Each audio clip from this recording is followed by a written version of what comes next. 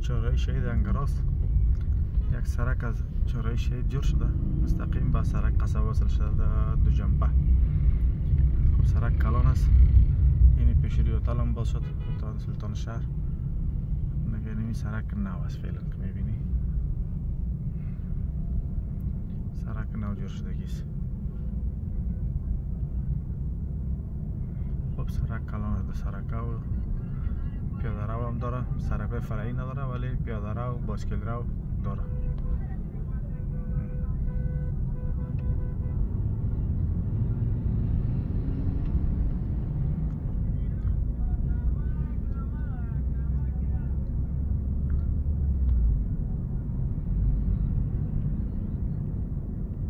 این نزدیک برون که پیاده روش هم ببینی. این پیاده رو در سر جویا گلدان من اینجا گل نصب میشنن. اون آینای اشاره ترافیکی رو وصل کردن. پیاده رو هم است. این بایسکل رو است. پیاده رو است. دیگه این هم سرک.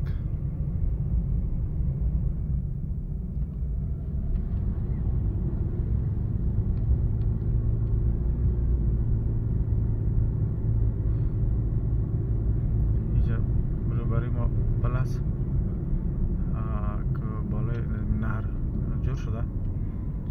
یک پروژه بعدی سرکی است که از چهارراه سه‌راهی تامینی میه از این قسمت به حال نار در سرک قصبه وصل میشه. این از پل تیر شده مثلا نار. این سرکی است که راست میره به سر قصبه وصل میشه. چراغای بین سرک هم نصب کردن که میبینی.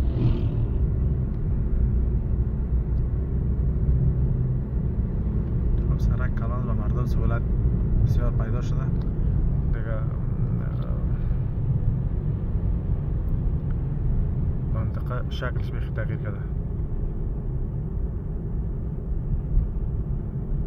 من خودم اول دفعه از این سرک آمدم. تو نیمش آمده بودم پل نبود وقت دیگه. اول دفعه از پل تیر شدم. این سرک از چهارراه شهید به طرف قصبه میرم.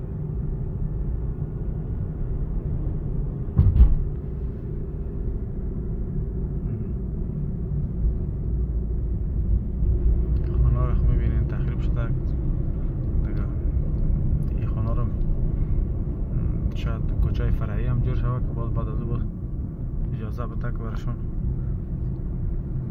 تشخیص میشه که جای بلند منزل از جای خانه رهایی کم منزل است. بخاطر دیگه این مسجد شریف در بین سرک آمده. گلدان هم کلان گرفتین بخاطر مسجد نخواستن تخریب بکنن دیگه. این مسجد شریف است.